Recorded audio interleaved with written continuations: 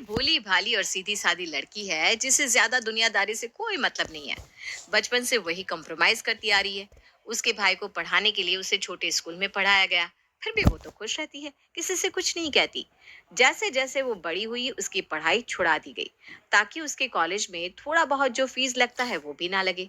एक रोज सुनीता पायल से कहती है, बेटा, अब तेरी शादी कर देंगे। आखिरकार तुझे तो अपना घर ही बसाना है। पढ़कर क्या ही करेगी है? जितना पढ़ना था पढ़ लिया। हाँ माँ, ठीक ही तो कहती हो। शादी में लेकिन आजकल बहुत खर्च होते हैं। इतने खर्च कैसे निकालेंगे? अरे तेरी शादी उसी घर में करेंगे जो दहेज नहीं लेगा, और शादी का खर्च भी खुद करेगा। आजकल लड़कियों की बहुत डिमांड है। दिक्कत तो लड़कों की शादी में होती है। मैं तो सोच सोच के मरी जाती हूँ कि तेरे भाई के पीछे कौन लड़की आएगी। हमारे पास तो उतना कुछ है भी नहीं, इसलिए उसे पढ़ाना जरूरी है।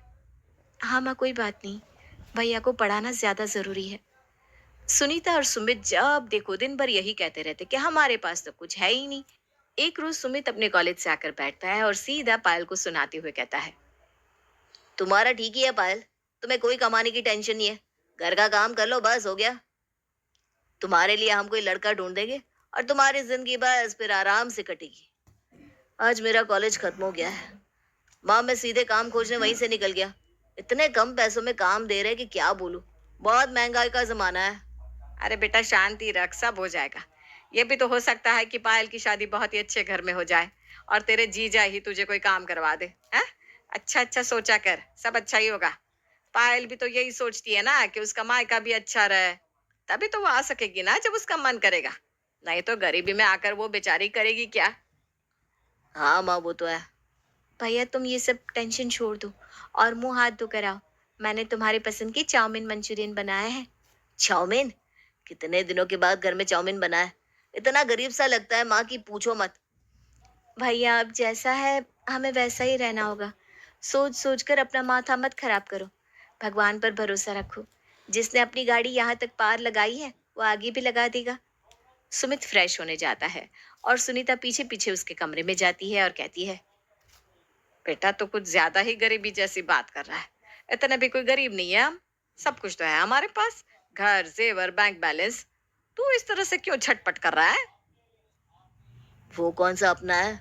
सब कुछ तो पापा ने पायल के नाम कर रखा है। 18 साल की होते ही सब उसके नाम हो जाएगा। और बैंक बैलेंस है ही कितना। उसके ब्याज से तो घर चल रहा है। अगर उसे निकाल लिया तो घर चलाना भी भारी हो जाएगा।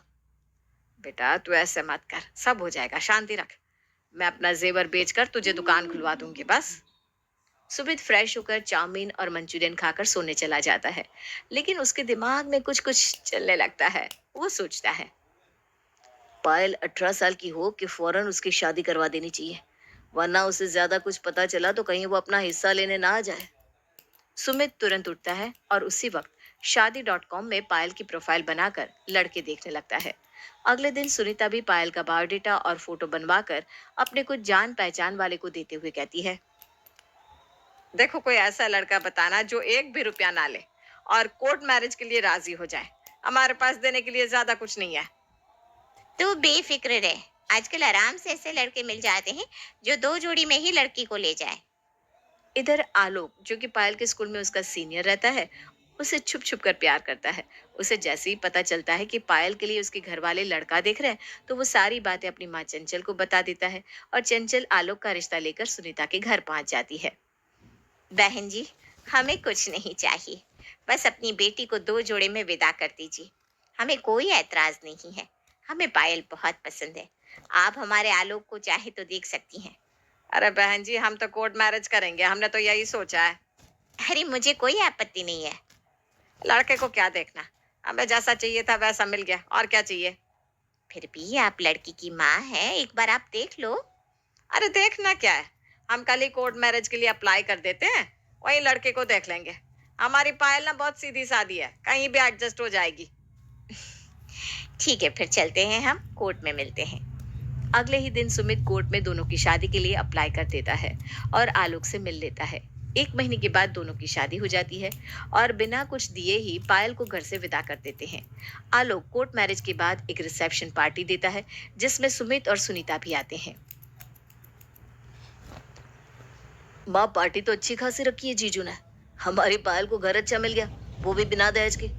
ननद भी उसकी अच्छी लग रही है, पायल के आगे पीछे कर रही है। अच्छा ही है ना बेटा, हमारा झमेला खत्म हुआ, वरना हमेशा कभी कोई टेंशन तो कभी कोई। पार्टी एंजॉय करके सुनीता और सुमित सबसे मिलकर वापस अपने घर चले जाते हैं।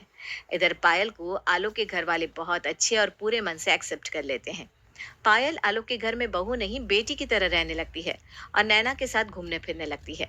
एक दिन नैना पायल से कहती है, भाभी एक बात बताओ, आपको बुरा नहीं लगता आपके मायके वालों ने आपको शादी में कुछ भी नहीं दिया? नहीं दीदी, बुरा क्यों लगाना, जब मुझे पता है कि उनके पास देने के लिए ज्यादा कुछ नहीं है। वो बहुत मुश्किल से हमारा घर चलता है, इसलिए तो मैं ज्यादा पढ़ाई भी नहीं कर पाई। ओह अच्छा अच्छा। इधर सुमित को भी नौकरी लग जाती है और सुनीता उसके लिए लड़की देखने लगती है। सुमित सुनीता से कहता है, माँ मुझे बस 10,000 मिलते हैं, कौन लड़की भला इस घर में आएगी, खर्चा कैसे निकलेगा।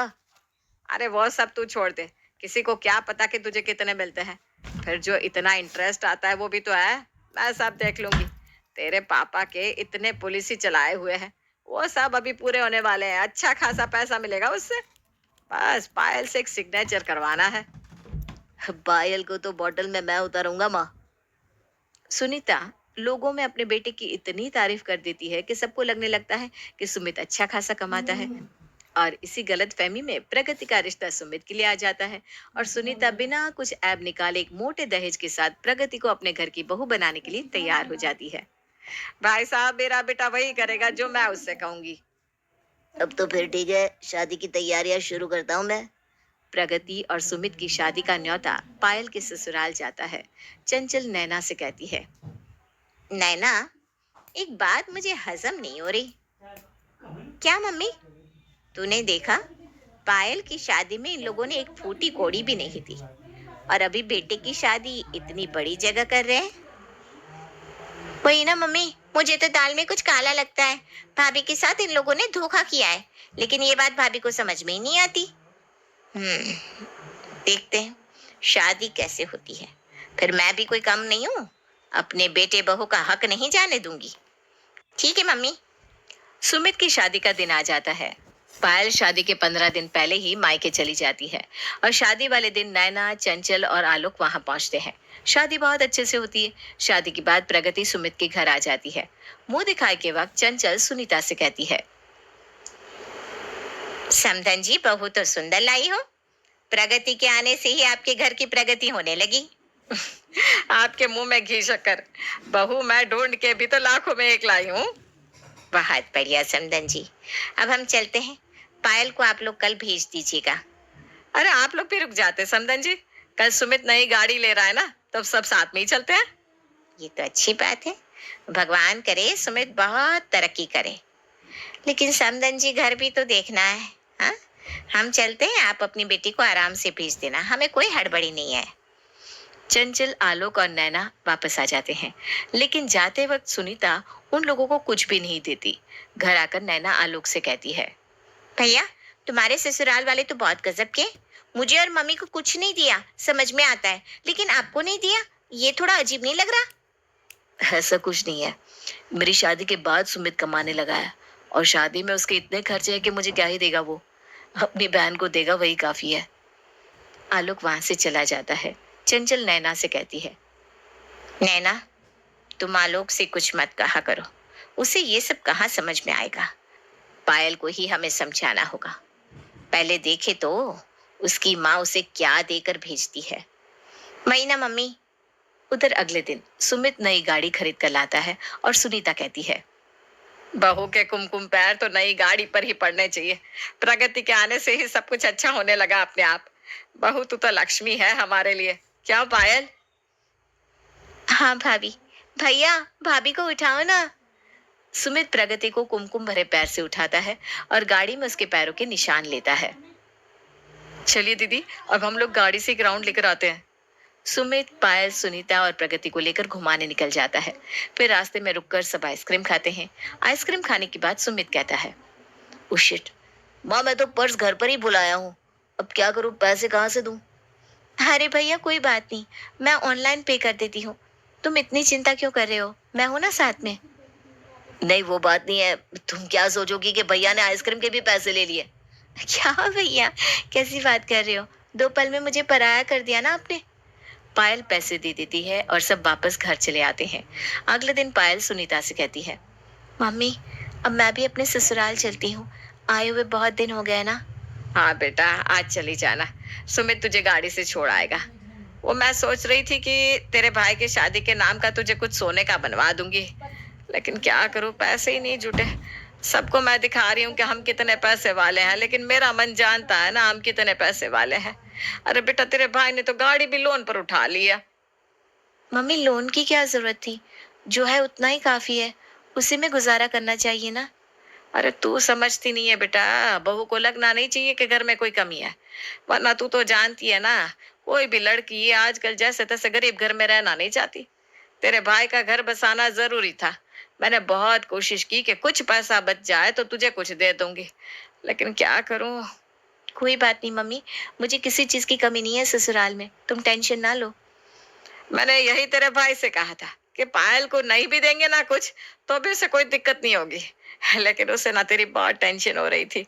अब क्या बोलूं। कुछ नहीं मम्मी। सुनीता पायल को 500 का नोट देती है और सुमित उसे उसके ससुराल छोड़ आता है। ससुराल पहुंचते ही नैना उसकी ओर भागती हुई आती है। भाभी, मायके से भाई की शादी का क्या मिला? प्रगति के मायके से तो आपके कपड़े आए होंगे। भाभी, आपके घर में तो 2-2 फंक्शन थे। एक तो शादी, ऊपर से गाड़ी।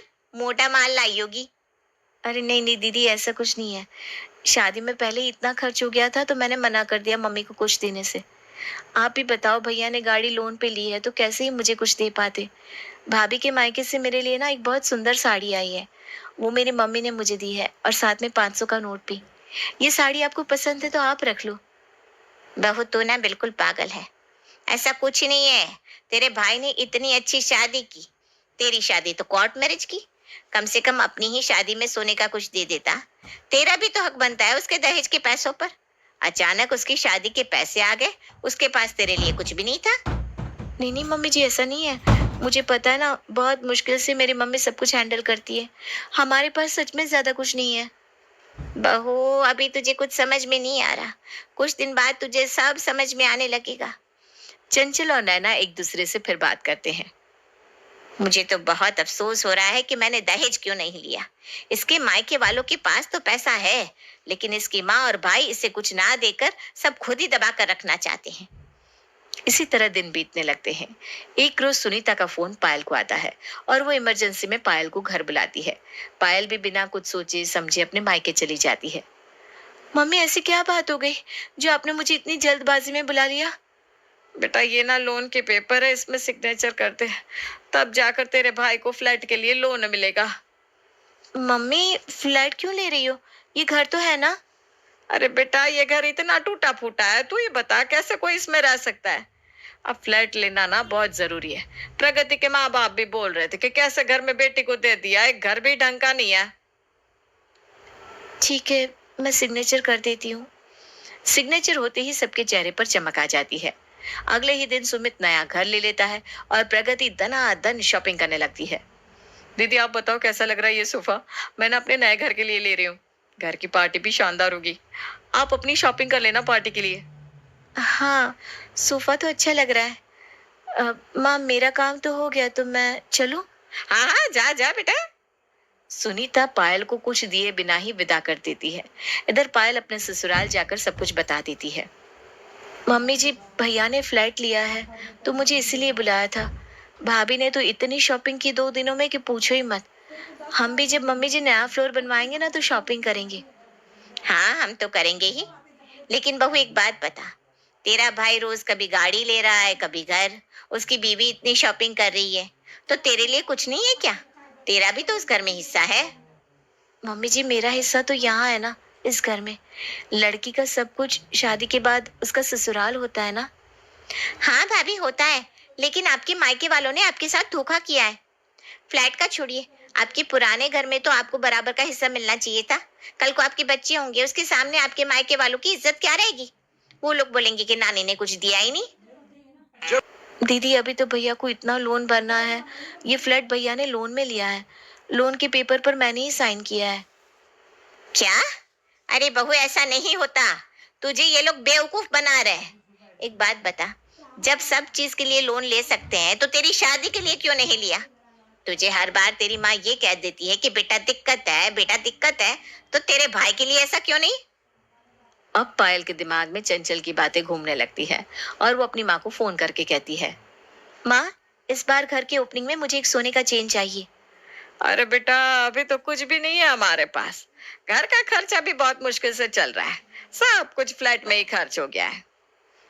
मम्मी जी और दीदी सही बोल रही थी। मम्मी ने हमेशा मेरे लिए ही कहा कि अभी नहीं हो सकता। शादी के लिए भी ऐसा ही घर देखा जहाँ दहेज ना लगे। इधर चंचल पेपर के सिग्नेचर का सच पता करने लगती है और भाग दौड़ करके पता लगा लेती है। ये तो बहू के पापा की प्रॉपर्टी है और बहू के नाम पर है, और ये लोग सारी प्रॉपर्टी अपने नाम करवाना चाहते हैं। अभी बताती हूँ। चंचल सारे पेपर लेकर पायल के पास जाती है और उसे सब दिखाती है। देख, देख तेरे भाई और माँ के कारनामे। तेरी ही संपत्ति है और तुझे ही कुछ देना नहीं चाहते। सब हजम करने पर तुले है। कोई लोन नहीं लिया तेरे भाई ने, तेरे पैसों से लिया है सब। अब तो अपना हक लेगी तू या अब भी नहीं? मम्मी जी, ये सब क्या है? मुझे यकीन नहीं हो रहा मेरे घर वाले मेरे साथ ऐसा कर सकते हैं। हमने तो पहले ही कहा था भाभी, लेकिन आप हमारी सुनती कहाँ हो? पायल अपनी माँ को फोन करके सब कुछ बताती है। मम्मी, मुझे सब पता चल गया है। अब तुम खुद से ये फ्लैट मुझे दोगी या फिर मैं कोर्ट से ले लूं? दीदी, आप ये सब क्या कह रही हो? सुमित और मम्मी जी आपसे कितना प्यार करते हैं। हाँ, वो मैं देख रही हूँ भाभी, कैसे अपने मतलब के लिए आप बोल रही है। बोलो मम्मी, क्या मैं कोर्ट में जाऊं? अरे कैसे बात कर रही है बेटा, ये तेरा ही तो घर है। घर मेरा वाली बात नहीं है। मैं भैया की तरह अकेले ही सब कुछ नहीं निकल लूंगी। आधा सब कुछ मेरा और आधा सब कुछ भैया का। मुझे फिर आप लोगों से कोई मतलब नहीं है। पायल अपना हिस्सा लेकर अपने मायके वालों से रिश्ता तोड़ देती है।